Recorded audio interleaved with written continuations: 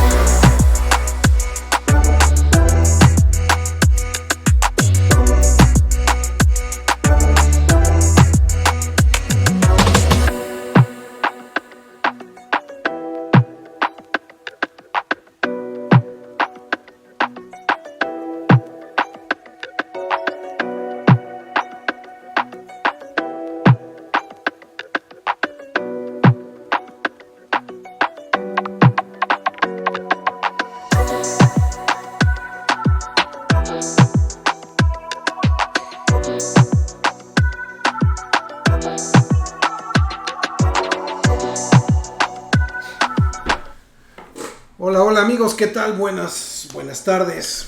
Bienvenidos al programa Escucha tu Salud con el Dr. Jaime del Río. Estoy transmitiendo desde la Ciudad de México en una de mis oficinas también, de mis consultorios. Doy la bienvenida a todas aquellas personas que me sintonizan a través de la frecuencia de imperfecto.com.mx, radio por internet. También a todos aquellos que a través del live del Facebook y el YouTube me ven también, gracias por conectarse. Y finalmente para todos aquellos que de manera sincrónica a través de los podcasts en las diferentes plataformas como Spotify, Google, Anchor, iHeartRadio, busquen el programa Escucha tu Salud, ahí también me van a ver. No solamente están los videos de los programas completos o los podcasts de los programas completos, sino también hay shorts, reels, programas y videos por tema, etcétera. También están los videos del Dr. Gus Valle, al cual también le mando un saludo y agradecemos toda su participación como colaborador importantísimo de este programa. Bueno, el día de hoy les tengo un par de temas de mucho interés de lo que he estado viendo esta semana. Inquietudes que me han surgido y que seguramente para todos ustedes también lo serán. Vamos a platicar esencialmente de las infecciones respiratorias, ¿no? Altas, bajas, qué onda con las neumonías, con las traqueitis, con los cuadros de Krupp, bronquitis y algunas como incógnitas que siempre se presentan, como por ejemplo, ¿qué es eso de que los médicos siempre dicen, ay, es viral o bacteriano? ¿Qué es eso de, pues necesitas un antiviral o un antibiótico?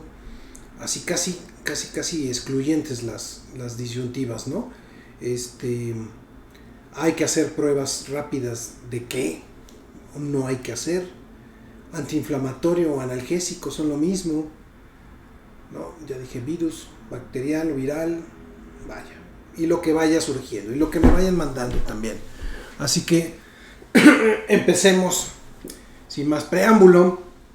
Hablemos primero de lucha contra diabetes mellitus, ¿sí? Una enfermedad sumamente extendida en la población a nivel mundial.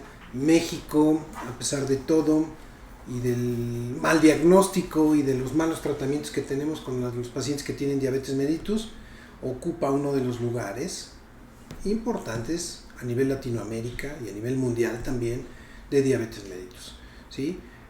¿Cuánta diabetes hay en este país? La verdad es que no sabemos, pero se estima que más o menos un 10 a un 15% de la población la puede tener diagnosticada, y por ahí hay una cifra negra que también puede rondar el mismo valor, ¿no? En los últimos años se han intensificado las campañas de detección y se han hecho más finos los métodos diagnósticos. Fíjense que antes pensábamos, diabetes mellitus era azúcar o la glucosa en sangre elevada arriba de 130 miligramos, 140 de manera persistente. Y eso ha cambiado mucho. O sea, no solamente basta eso, cuando eso ya está persistentemente elevado, no hay duda de que sí es un cuadro de diabetes. Se hacen otras valoraciones como niveles de insulina, las curvas de tolerancia a la glucosa se han diferido porque hay métodos más finos para encontrar cuando un paciente es alérgico, un paciente tiene diabetes o no, o se encuentra en unos estadios iniciales de diabetes que se le conoce como resistencia a la insulina ahora, o se encuentra en un estado como prediabético, que también por ahí es parte del argot o de la jerga que se utiliza en el ambiente no médico, ¿no? Es que soy prediabético. O sea, lo que pasa es que no eres prediabético, tienes una resistencia a la insulina. ¿Y esto qué es? Esto es, pues básicamente, que la cantidad de insulina que secreta el páncreas, que es indispensable para que la glucosa de la sangre, el azúcar en la sangre, pueda ingresar a las células de los músculos o a las células del cuerpo y se metabolice y se queme y nos dé energía. Sí, está disminuida esta insulina, ¿no? Entonces el páncreas está secretando menos insulina de la que necesito, por lo tanto tengo un excedente de azúcar en la sangre. Y ese excedente de azúcar en la sangre es lo que causa todas las complicaciones de la diabetes mellitus, todas las complicaciones. ¿Cuáles? Pues principalmente, ya lo dijeron algunos médicos, que la principal complicación de la diabetes mellitus es a nivel renal, la insuficiencia renal, ¿sí?, crónica. Y después vienen otras tantas, insuficiencias venosas o vasculares, alteraciones cardíacas, alteraciones o infecciones recurrentes, porque resulta, piénsenlo de esta manera, yo tengo azúcar en la sangre, vamos a poner un vaso de agua, que es nuestra sangre, y a ese vaso de agua le echamos una cucharada de azúcar, lo agitamos, se ve prácticamente normal, cristalino, luego agarro y le echo otra, y otra, y otra. Entonces el agua de repente ya está turbia, ¿no? Se hace viscosa. Lo mismo le pasa a la sangre. La sangre tiene una osmolaridad, que es como la presión que hay a nivel del vaso sanguíneo, que está lleno de fórmulas o de células, ¿no?, como eritrocitos o leucocitos, o todas las células que lleva la sangre, nutrientes, etc. Si yo le echo azúcar, ¿qué hago? Hago una sangre espesa, una sangre que va a afectar la microcirculación. Por eso los pacientes con diabetes mellitus tienen problemas de circulación en miembros inferiores. ¿Y qué creen? Por eso se infectan los pies cuando los pacientes, porque pierden sensibilidad, chocan contra algún objeto, no se dan cuenta, se infecta con mucha facilidad porque hay azúcar ahí, crecen las bacterias con mucha facilidad. Y entonces cuando uno se da cuenta el pie está morado, está negro y el paciente no sintió absolutamente nada. Pasa sobre todo en pacientes de adultos mayores y resulta que hay que amputarles el pie hasta el tobillo, hasta la rodilla o más, porque si no se nos mueren los pacientes, ¿no? Entonces esa es otra de las complicaciones muy graves. Y bueno, ¿y por qué hay tanta diabetes? Pues es una cuestión genética, pero resulta que el estilo de vida que tenemos no es el adecuado. Ustedes se han puesto a pensar ¿por qué ahora hay más diabetes que antes? Pues por eso, la alimentación, el estilo de vida. ¿Qué ha cambiado? El tipo de alimentos que comemos.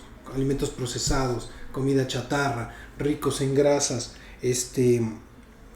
Hemos olvidado comer alimentos naturales, alimentos de alguna manera no orgánicos. Pues no se llamaban así antes, eran alimentos pues, de granja, de origen natural.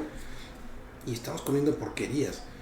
Y otra cosa muy importante, el sedentarismo. Antes la gente tenía que salir, caminar, andar en bicicleta, caminar grandes distancias para llegar solo a su trabajo. Ahora nos subimos al coche y todo lo queremos hacer en coche, ¿sí? O en transporte, no queremos caminar. Y mucho menos, ¿qué les digo? Hacer ejercicio. Pues esa falta de actividad física, ese esfuerzo, ese quema de calorías. ¿Quema de calorías qué es? La quema del azúcar. Entonces le estoy quitando el azúcar a la sangre que tiene ya de por sí más. Y además de eso, y finalmente para concluir con este comentario, si yo tengo esta sangre o este líquido que preparé, ¿no? Esta solución con azúcar que les mencionaba, y lo paso por una coladera que tiene unos microfiltros, como son los riñones, que limpian partículas, toxinas, y los orinamos, pues ¿qué creen? Que se van tapando esas coladeras, esos riñones se van tapando, y entonces, con el paso del tiempo, el riñón hace insuficiencia renal, es decir, la coladera con la que filtramos todas las toxinas que nos van a matar en un futuro ya no funciona. Y entonces viene la principal complicación, que es la insuficiencia renal. Se asocia también con hipertensión, se asocia también con síndrome metabólico, que es el aumento de manera importante de lípidos, de triglicéridos, y entonces todo es peor, se van formando placas de ateroma, y entonces se dan cuenta cómo es un círculo vicioso, ¿no? Una cosa lleva a la otra, y los pacientes finalmente mueren de una o de otra, o de insuficiencia renal, o de problemas cardíacos, o de infecciones, problemas en los ojos. También los diabéticos sufren mucho de un problema ocular, porque resulta que el azúcar que está en la sangre, pues empieza a haber microhemorragias y exudados cotonosos en los ojos, se llenan de estos líquidos de sangre con azúcar, y entonces eso, pues vamos perdiendo la visión también. Entonces otra complicación más otra piedra al saquito, ¿no? De los pacientes que tienen diabetes mellitus. Por eso es importante crear conciencia sobre el cambio real que tenemos que hacer del estilo de vida, si realmente queremos tener una vida plena, una vida longeva y una vida funcional. Porque de qué me sirve llegar a los 70, 80 años, pues con un pie amputado, con diálisis, con hipertensión, con muchas cosas, ¿no? Entonces, pues qué calidad de vida vamos a tener. Por eso, desde la infancia, desde los niños, hay que estar sobre del peso, ¿no? Un niño que es obeso tiene una probabilidad de un 75% de ser obeso en la etapa adulta. O sea, es muy pocas las posibilidades de que sea un niño obeso cuando sea joven o cuando sea adulto mayor o adulto, esté en su peso, esté en ideales condiciones. Y ese paciente tiene una probabilidad importante de hacer resistencia a la insulina, y además obesidad, y además todas estas complicaciones. México es un país de gordos, es un país de obesos, de pacientes con sobrepeso. 7 de cada 10 personas padecemos tema de sobrepeso, obesidad. Entonces es una lucha, y es una lucha que se hace día a día. El hecho de que haya etiquetas en los alimentos donde advierten del exceso de calorías, del exceso de grasas, no es un juego, realmente hay que hacerles caso, pero sobre todo hay que aprender a comer. No sabemos comer, ¿sí? Comemos cuando tenemos oportunidad, comemos como desesperados, no tenemos los tiempos. Es cierto que la vida es moderna, la vida es rápida, pero si no hacemos esto, pues nos damos cuenta después de 40 o 50 años, pues que hicimos algo mal y que estamos pagando ya entonces a esta edad, ¿no? El ejercicio es importante. Y es que es bien difícil que una persona con sobrepeso, con obesidad, después de la edad adulta empiece a bajar de peso y que trate de volver a aprender a comer. No quiere decir que no se pueda, claro que se puede, pero cuesta, y cuesta muchísimo trabajo, ¿no? Dejar esos gustos culposos, ¿no? Los alimentos ricos en azúcares. El azúcar es una cuestión adictiva. O sea, aquel que no conozca prácticamente a nadie que no diga que le gustan los dulces, o los azúcares, o los chocolates, o las donas, o ¿qué más les gusta? Que tenga azúcar, ¿no? Los hot cakes, los waffles, las crackers, los cereales, todos endulzados con un montón de azúcar. Además, azúcares como ricos en alta fructuosa, ¿no? Que tienen mucha azúcar, ¿no? Y ojo, hay que evitar todos los azúcares libres. Hay que evitar utilizar el azúcar en el café, en el agua, refresco, bebidas azucaradas como todas las que ustedes conocen. eso es una fuente que va directo, es veneno puro, porque así como entra, así como sube inmediatamente y se mete a la sangre y eleva el azúcar en la sangre. Y si yo no tengo glucosa, pues se va acumulando, ¿no? Entonces, este es el panorama de cómo es la diabetes mellitus en el día a día. ¿Y por qué? ¿Y por qué es tan importante en este país? ¿Por qué causa tantos problemas, tanta mortalidad? Porque la gente se muere. Dense una vuelta por perdón, el seguro social. Ustedes no lo saben, pero uno que vive en ese ambiente, los pasillos y los pisos de medicina interna están llenos de diabéticos, sobre todo, ¿sí? De diabéticos que tienen insuficiencia renal, de diabéticos con insuficiencia renal y con hipertensión, con problemas cardíacos. Eso es el día a día, eso es lo que ven todos los internistas. Entonces, carajo, no puede ser que no haya una política de Estado en donde realmente no se les enseña a comer a los niños desde la primaria. Se han hecho esfuerzos, falta muchísimo, estamos a años luz, pero ahora veo con gusto que los niños ya empiezan a ser capaces de seleccionar el tipo de alimentos que quieren comer. Veo con mucho gusto que los niños ya toman agua en lugar de refresco y que lo prefieren. Veo con gusto que prefieren comer un plato con carne y ensalada que unas papas fritas, ¿no? No siempre, claro que no, y tampoco se trata de privarse de eso, sino que hay que saberlo comer. ¿Cuántas veces? ¿Cuándo? ¿Bajo qué circunstancias? Si me como esto, ¿qué tengo que hacer para compensarlo? ¿Cuánto ejercicio tengo que hacer si me excedí el fin de semana? Todo eso es importante. Entonces, bueno, ese era el editorial sobre el tema de la diabetes mellitus. Recordamos que este problema ahí está y que queremos hacer conciencia sobre esta enfermedad. Vámonos al tema principal de este programa. Hoy vamos a hablar de las infecciones respiratorias agudas. Y resulta que, y ya lo han visto, lo están viviendo, a pesar de que el invierno todavía no llega, el invierno viene, ¿no? Como en esa famosa serie de los Game of Thrones que todo el tiempo decían The winter is coming, pues el invierno viene realmente, y yo no entendía hasta no sé cuántas temporadas después lo entendí. Es una excelente serie, por cierto. Pues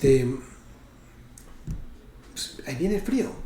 Y aunque este otoño no ha sido muy frío, les prometo que sí va a ser frío, estoy casi seguro. Y nos vamos a seguir enfermando.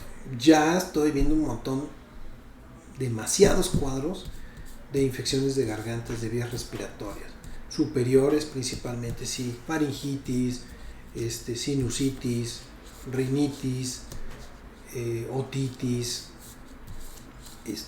faringoamigdalitis, amigdalitis, y vámonos más abajo, laringitis, traqueitis, neumonías. Todo el árbol bronquial o todo el aparato respiratorio susceptible a inflamarse, a infectarse. ¿Ok? Entonces, eso es de lo que nos vamos a estar infectando el día al día, y vamos a estar conviviendo con personas enfermas. De alguna manera, desafortunadamente, la cortesía que se ofrecía, por presión social, si ustedes quieran, de usar un cubrebocas si yo estaba enfermo, se está perdiendo, ¿no? Porque ya no es obligatorio, ¿sí? Entonces, por eso digo, es una cortesía. Yo, como persona enferma, lo voy a hacer para que los demás, de alguna manera, estén más protegidos de mis bichos y que no les pueda contagiar, ¿no? Historias por decenas de cientos de personas donde el antecedente estaba en una junta y había alguien enfermo y yo estoy igual a los 3 días, ¿no? Es lo mismo, es lo que está pasando, es esto. Entonces, por favor, si estás enfermo, ten la cortesía, la conciencia social de ponerte un cubrebocas, por favor.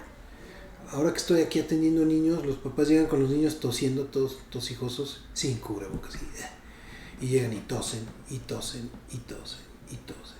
O sea, está bien, si no estás enfermo, bueno, no lo uses, pero si estás enfermo, por favor, ponte un cubrebocas. también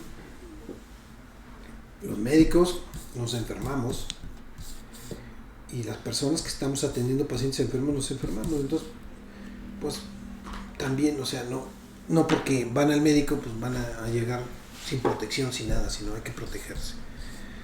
Bueno, ¿qué está pasando? ¿Qué está circulando en el ambiente? Resulta que nos estamos entrando a la temporada de influenza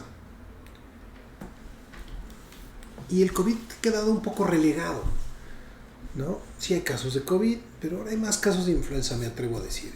Y como nunca lo vamos a saber, más que al ojo de buen cubero, porque en este país las estadísticas desgraciadamente son muy malitas. No sé qué pasó y lo hemos platicado cantidad de veces, donde el sistema de vigilancia epidemiológica que se tenía en años anteriores para influenza era muy bueno y que se trató de utilizar este mismo sistema para monitorizar el COVID cuando Hugo López-Gatell era el zar anti-COVID y lo destrozó. Y entonces ahora no tenemos estas unidades centinela que les llaman para hacer el diagnóstico y la prevención de influenza, pero ni de COVID tampoco que funcionó. Entonces estamos peor, ¿ok? En fin, créanme, hay muchos casos. Créanme, se tienen que vacunar. Hay que vacunarse todos porque de alguna manera, si bien es cierto, no me va a proteger al 100% de que me dé un cuadro de influenza, me va a proteger, sí, al 99.9% de las formas graves de influenza. Y se los dije la vez pasada, los pacientes se siguen muriendo por influenza. No es que sea ocasional ni anecdótico. Cada año hay un determinado número de cientos de muertes por influenza. Entonces no sean estadística, por favor, y vacúnense. No sean estadística y si se sienten mal, vayan a consulta. Miren que es tan fácil como lo veníamos haciendo, como hacer una prueba de reinfluenza y recibir el tratamiento y todos felices, ¿no? ¿Qué más está circulando en la mente? Hay otros virus, hay metaneumovirus, hay los virus de influenza estacional, por supuesto el COVID, hay rinovirus, mucho rinovirus, hay virus sincicial respiratorios, ¿sí? Hablemos ahorita un poquito de cada uno de ellos, porque tienen ciertas peculiaridades, afectan a cierto grupo de población. Y ahí viene la primera disyuntiva, ¿no? Si el cuadro es viral o bacteriano. Entonces, fíjense, por ejemplo, el virus sincicial respiratorio, el BCR, muy famoso, ataca principalmente a los menores de 2 años y les causa un cuadro de bronquitis aguda o bronquiolitis. Lo van a encontrar como cualquiera de los dos términos médicos. ¿Y qué es eso? Es la inflamación de los bronquios. Los bronquios se inflan, ¿sí? La bronquiolitis es entonces la inflamación de la vía aérea respiratoria baja de los bronquios. Producen muchos mocos, secreciones, silbidos en el pecho. Uno toca a los chicos, a los más pequeños, y se siente como hacen, como se mueven las secreciones aquí, como si fuera un ronroneo de un gato o de una carcacha, una cafetera que está hirviendo.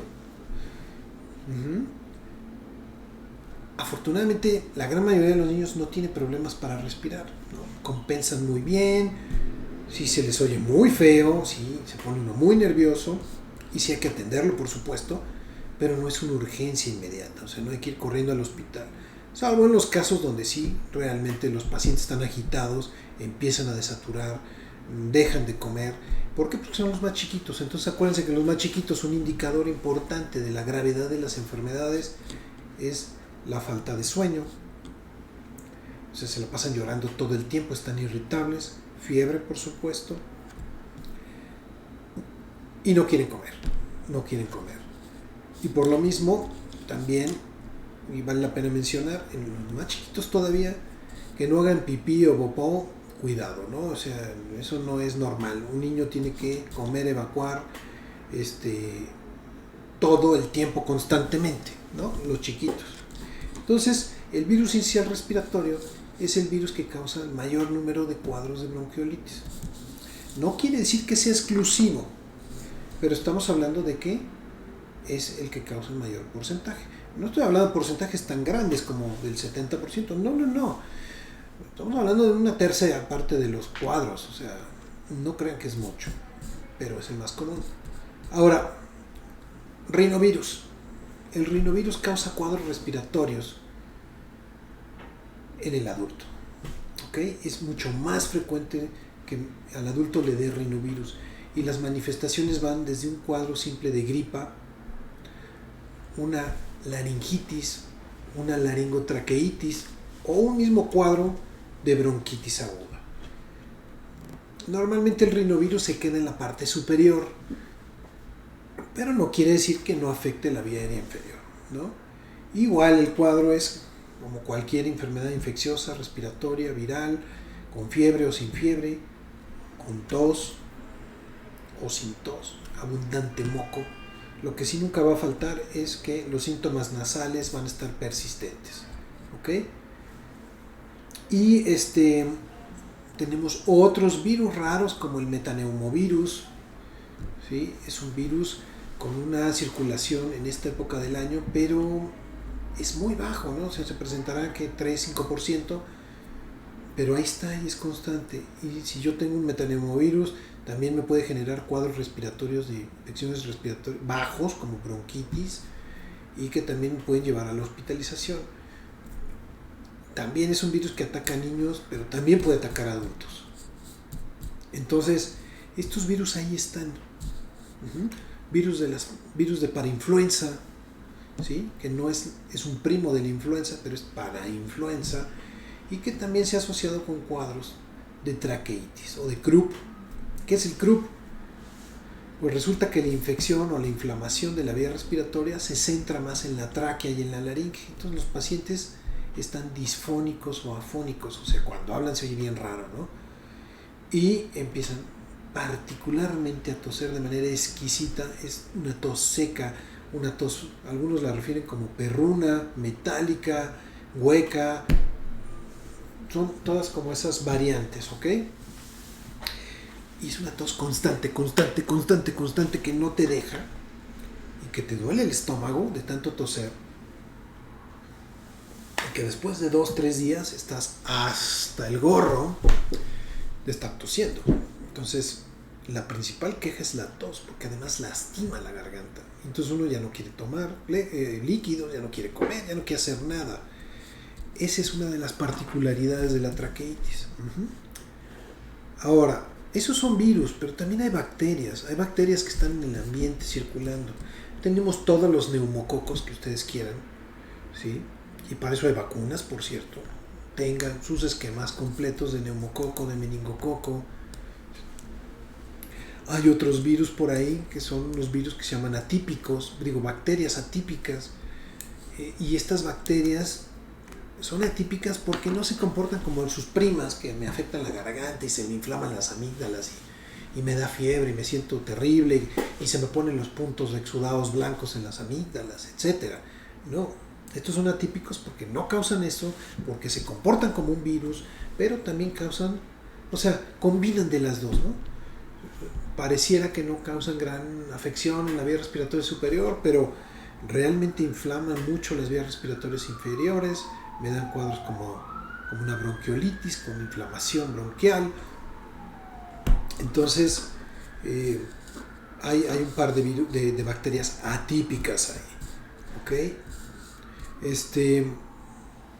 Entonces, bueno, tenemos otros tipos de bacterias, como es Moraxella catarrhalis, la clásica del catarro, o Bramanella catarrhalis, ahí están. Y vaya, les puedo ir diciendo nombres y nombres de bacterias o de virus, que son cientos, y todas comparten lo mismo, ¿no? Todas afectan la vía respiratoria superior. Todas me causan un cuadro, algunas la vía inferior, unas con fiebre, otras con fiebre. Entonces, aquí viene el arte del médico de tratar de identificar, sin tener pruebas a la mano, qué tipo de bacteria es. Nos guiamos por algunas de estas características que son sumamente importantes. La edad o el grupo etario, las manifestaciones, el tiempo de evolución, el periodo de incubación, si hay fiebre, si no hay fiebre, si está muy sintomático o no. Hay algunas pruebas rápidas que sí utilizamos como pruebas de COVID, de influenza. Ya por ahí también hay una prueba rápida de BCR o de sincicial respiratorio, gran ayuda. Pero hay otros paneles que se utilizan para virus que se tardan una semana en salir. Ya para cuando sale el panel viral, pues uno ya, muchas gracias, ya no lo necesito, ya el paciente ya o se curó o se puso peor. Entonces, bueno, ese es uno de los trabajos principales donde uno pasa minutos discerniendo qué tipo de tratamiento es el que más le va al paciente. ¿Y qué creen? Hay cuadros que están mezclados. Mezclados me refiero a qué? A que cuando un paciente tiene una infección viral, un buen número, un buen porcentaje, no solo es un virus, sino son 2 o son 3.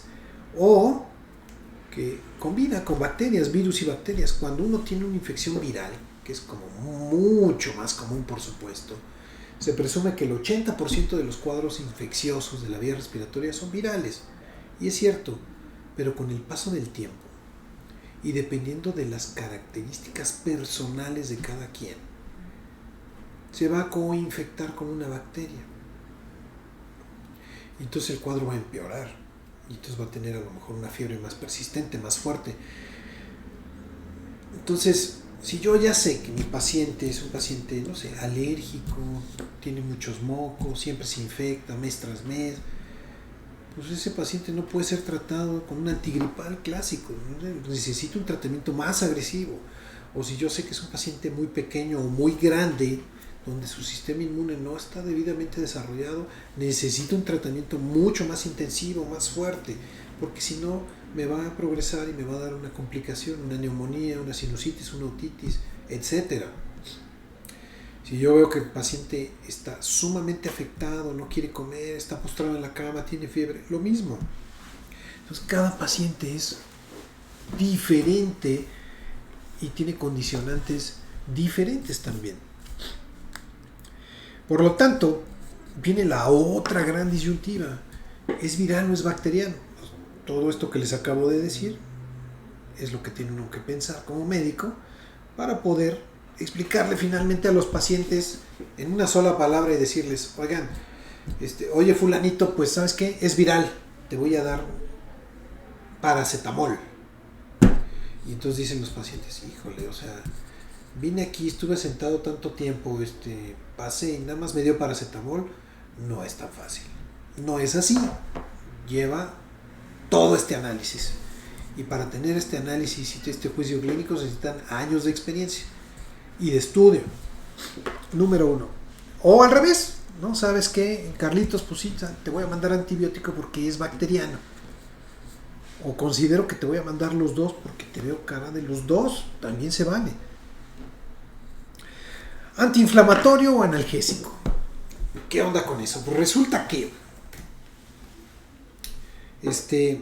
los analgésicos calman el dolor, las molestias, y los antiinflamatorios me desinflaman, como dice su nombre. Pero no se preocupen. La mayoría, de hecho el grupo de estos medicamentos se llama analgésicos antiinflamatorios no esteroideos. ¿Como cuáles? Pues como el paracetamol, que conocen muy bien, como el ibuprofeno, como el naproxeno, el diclofenaco, etc. Algunos son mucho más efectivos para desinflamar y en segundo lugar controlan los malestares y la fiebre, y otros son mucho más efectivos para controlar el malestar y la fiebre y son menos antiinflamatorios. Los dos hacen lo mismo o actúan en ambos sentidos, pero unos más que otros. Entonces el médico también debe de resolver, decir, ¿qué es lo que está pasando? Pepito se queja más de ¿qué? De que le duele, de que se siente mal, que la cabeza, que esto, que el otro, o realmente está más inflamado y no puede hablar y le cuesta trabajo tragar y beber y comer. Entonces, esa es la otra gran disyuntiva, ¿no? Entonces ya hablamos de viral, bacteriano, antibiótico, antiviral, antiinflamatorio, analgésico, las pruebas que tenemos, los virus, las bacterias. Bien. y algunos de los cuadros que son los más frecuentes. Vamos a ver qué me han escrito.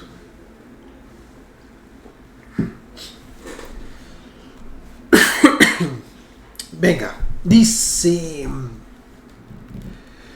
doctor, lo que pasa es que no sabemos lo que es la diabetes hasta que lo tenemos.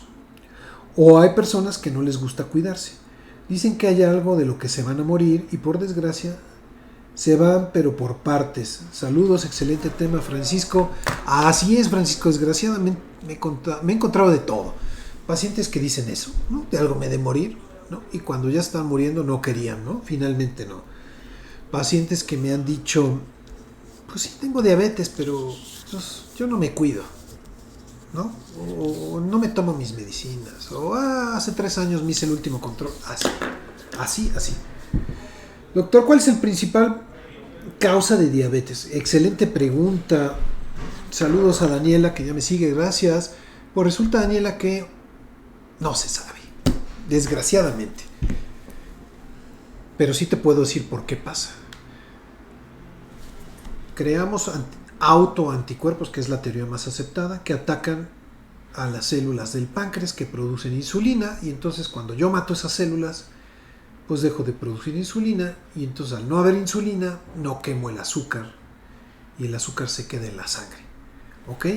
Entonces, es una serie de condicionantes desafortunadas que tienen un origen que probablemente, sí hay factores genéticos, se han identificado un grupo de genes por ahí que en ciertas poblaciones como la mexicana están presentes, pero no es el único factor. Se ha asociado con algunos tipos de infecciones, pero no es la única causa. Y por supuesto, la dieta, la alimentación, el estilo de vida, todo eso es importante. Dice, doctor, ¿por qué mencionan que hay diferentes tipos de diabetes? Ya lo sigo, Jesús, gracias. Hay diabetes que son dependientes de insulina, donde me la tengo que estar inyectando. O hay diabetes en donde todavía la función pancreática es residual y produzco cierta cantidad de insulina que con algunos medicamentos estimulo la producción de más insulina del páncreas, de las células que quedan, hasta que se acaba. Entonces los diabéticos no insulino dependientes en algún momento de su vida van a necesitar insulina. No sabemos cuándo. Ahora, por cierto, hay tratamientos sumamente efectivos para el control de la diabetes.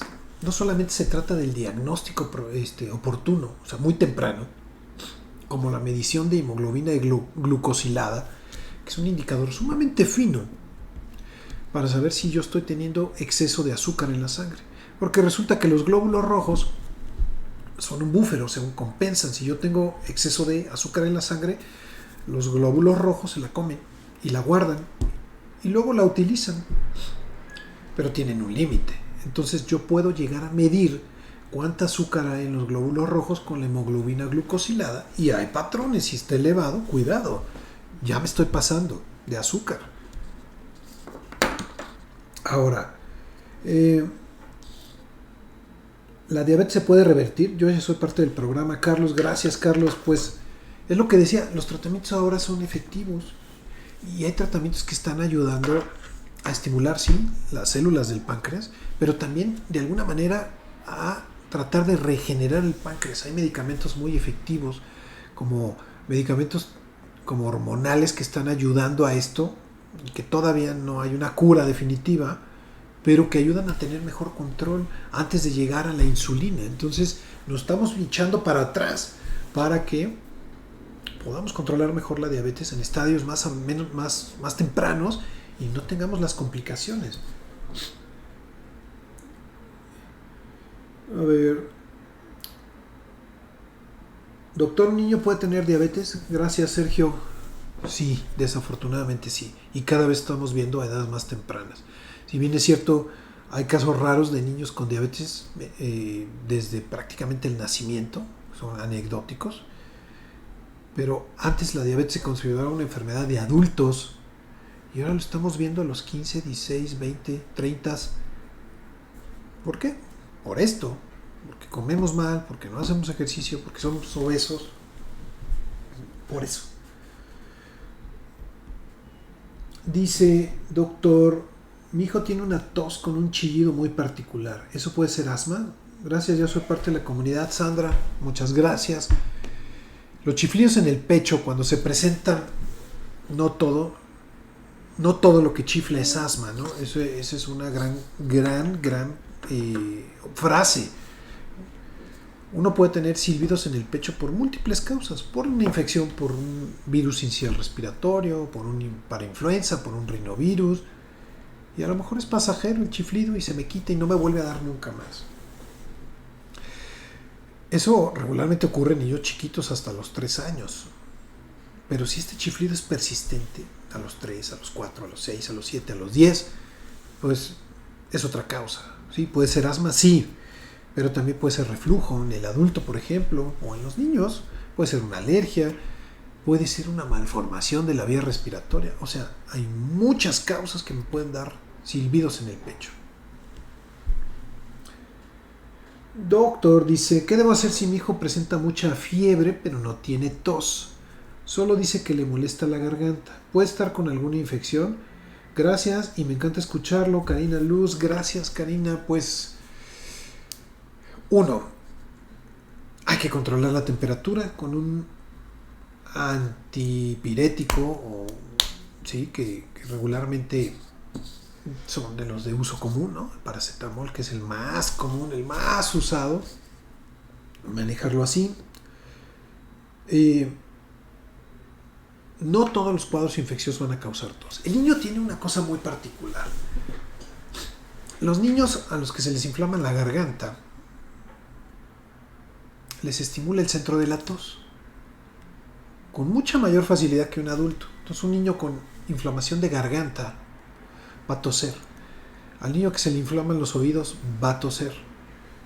Entonces no tiene que ser siempre así. Hay niños que se enferman y solo tienen fiebre porque están en esa fase de viremia, donde aumentan los virus o las bacterias en la sangre y se trata de defender. La fiebre, por cierto,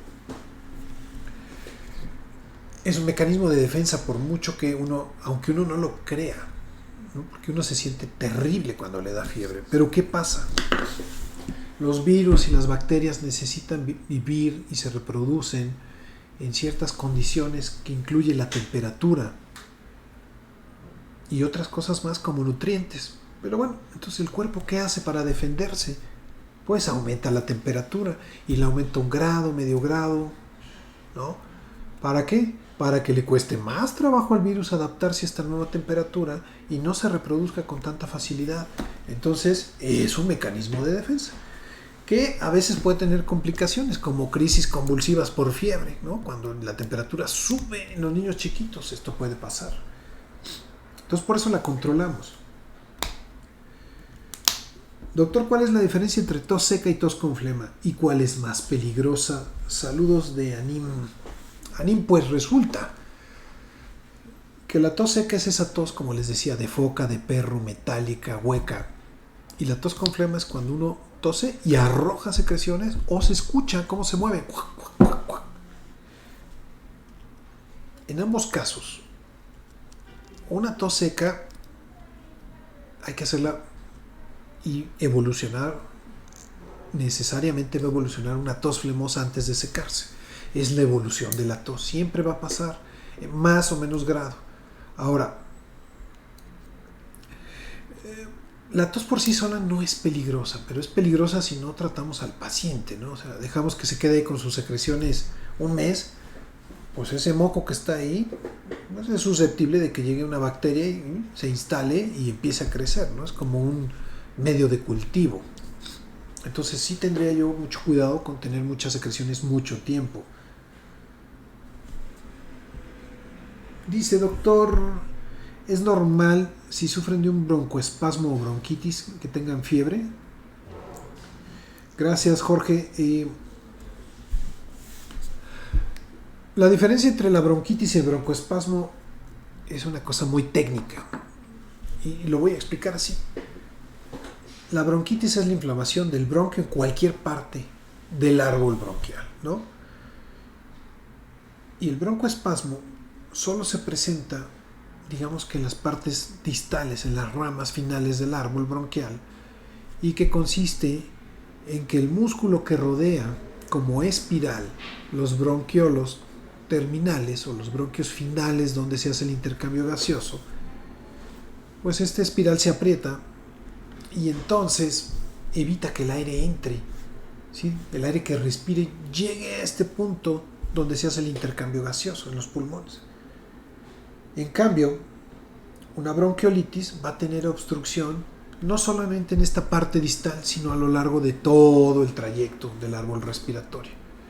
Entonces, esa es una diferencia técnica que a lo mejor clínicamente no se ve, pero es lo que está pasando por dentro. Dice, doctor, ¿hay que dejar de amamantar a los bebés si tienen mucha tos o moco? Saludos, me encanta, ya lo sigo. Pame, gracias, Pame. No, Pame, tienen que comer esos bebés. Entonces, hay que limpiarles la nariz y aspirarles los mocos a cada rato si es necesario. Y si el moco no deja de brotar, necesariamente, y sobre todo son bebés, hay que ir a consulta, hay que atender a esos chiquitos.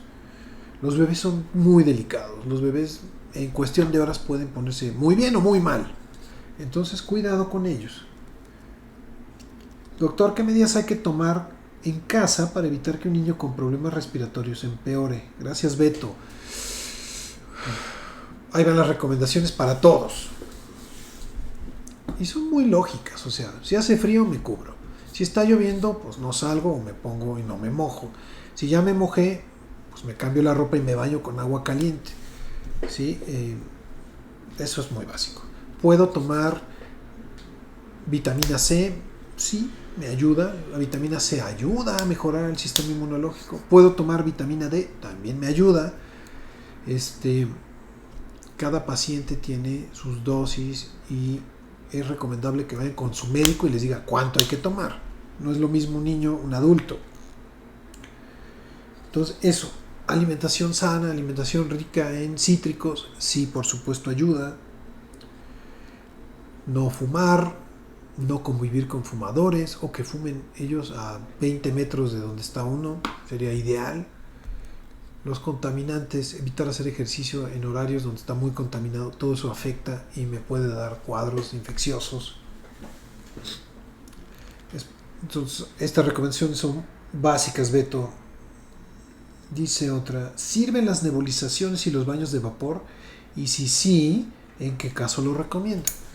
Recomendaría estas nebulizaciones sobre todo, más que los baños en vapor, porque la nebulización es en frío o a temperatura ambiente más bien, y ayudan a que la tos seca se haga flemosa.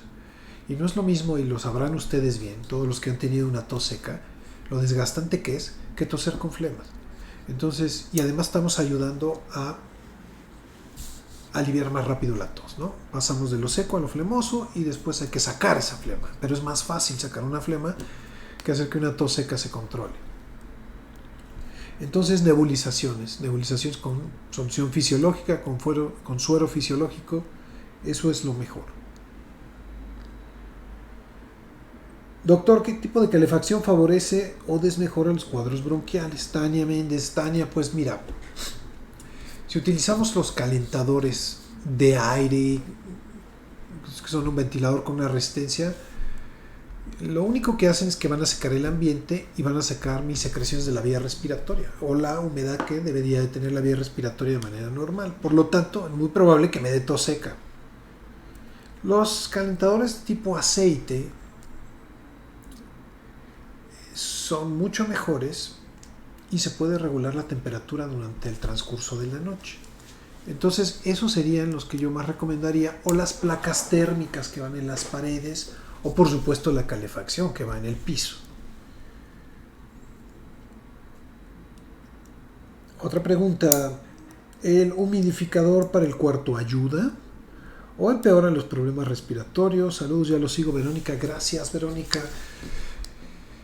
Yo recomiendo que si vamos a usar un humidificador sea por periodos cortos y que no sea en la habitación porque la vamos a hacer húmeda. Entonces sí, ¿cuándo lo uso? Cuando la tos es seca y la quiero hacer húmeda. Entonces recomiendo sesiones de 3-4 veces al día por periodos de 10 minutitos en la sala de la tele, en el estudio, en otro lado que no sea la habitación, y no toda la noche, por supuesto, porque si no, al rato vamos a tener una tos muy húmeda, muy flemosa, y me va a costar mucho trabajo sacar todas esas secreciones.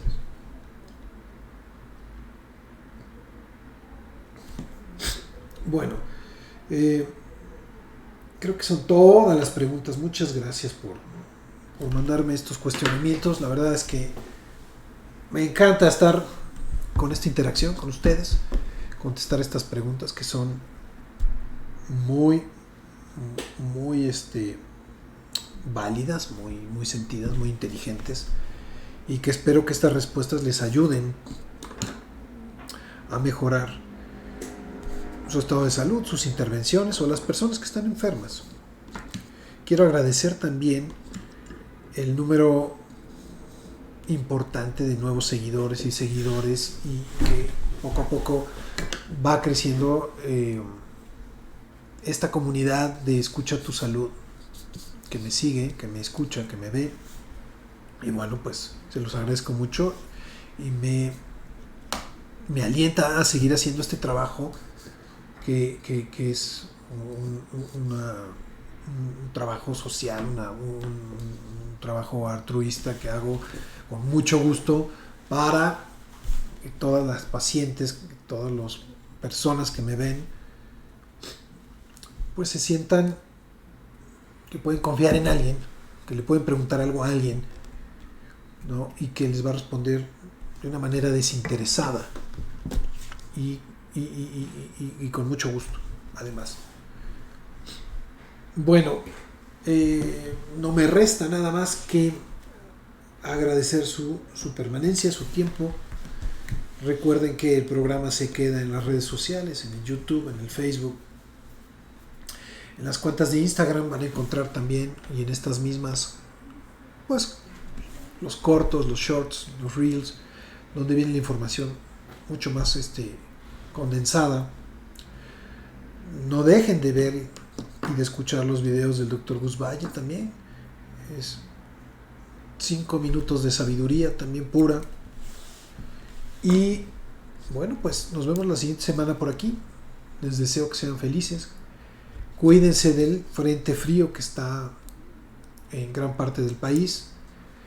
Y pues con estas recomendaciones, traten de no enfermarse. Sean felices el resto de la semana. Nos vemos por aquí.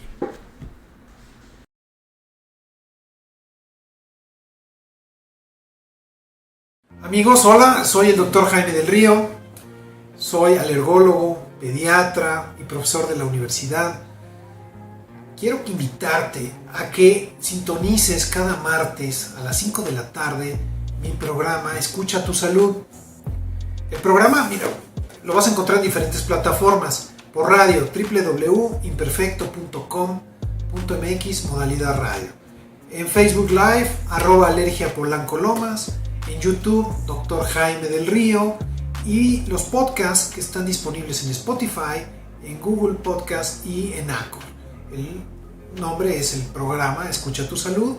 Y mira, el objetivo de este programa es que estés actualizado, tengas información de primera mano, información verídica, información que te va a ayudar además con tips, con consejos, anécdotas, vivencias, a responder tus dudas, para que mejores tu calidad de vida y tu día a día. Nos vemos.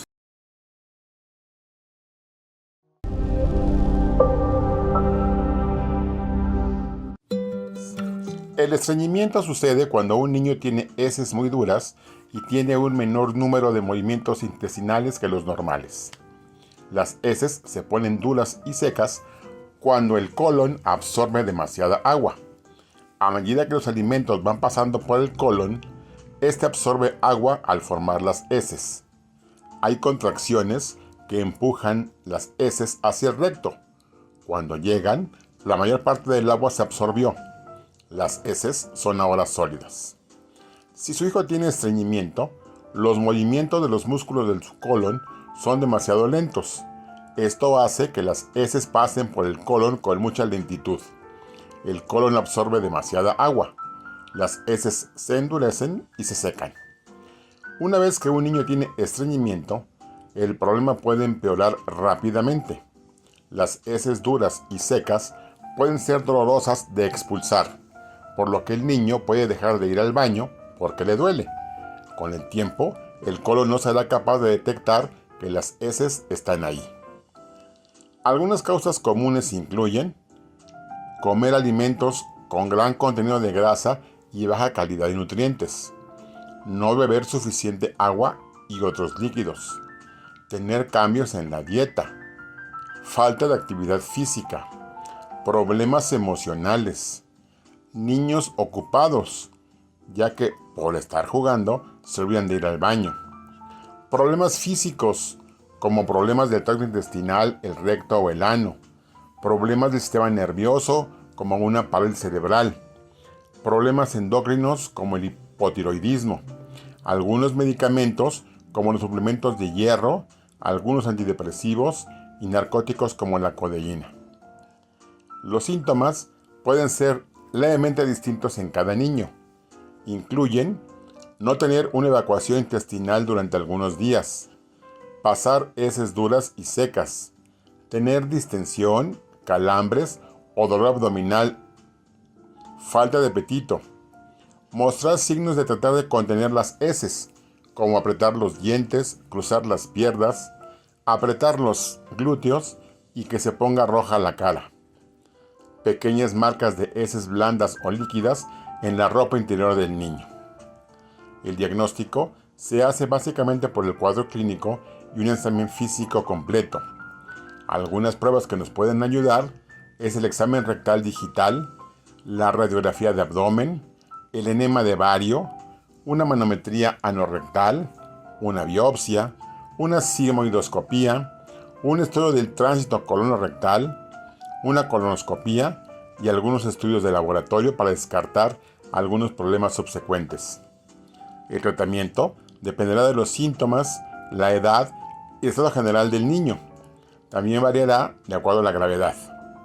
Puede incluir cambios en la dieta, más ejercicio, buenos hábitos intestinales y sobre todo nunca administrarle al niño un enema, laxante o ablandador de heces a menos que su médico se lo indique.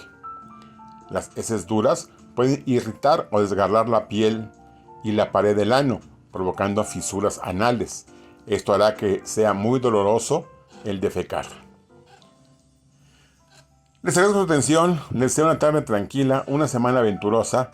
Por favor, no olviden las medidas higiénicas preventivas ya conocidas de antemano y sobre todo no olviden el uso del cubrebocas, así como la importancia que tiene el esquema de vacunación en todas las etapas de la vida. Como siempre, a ti Jaime, mis respetos.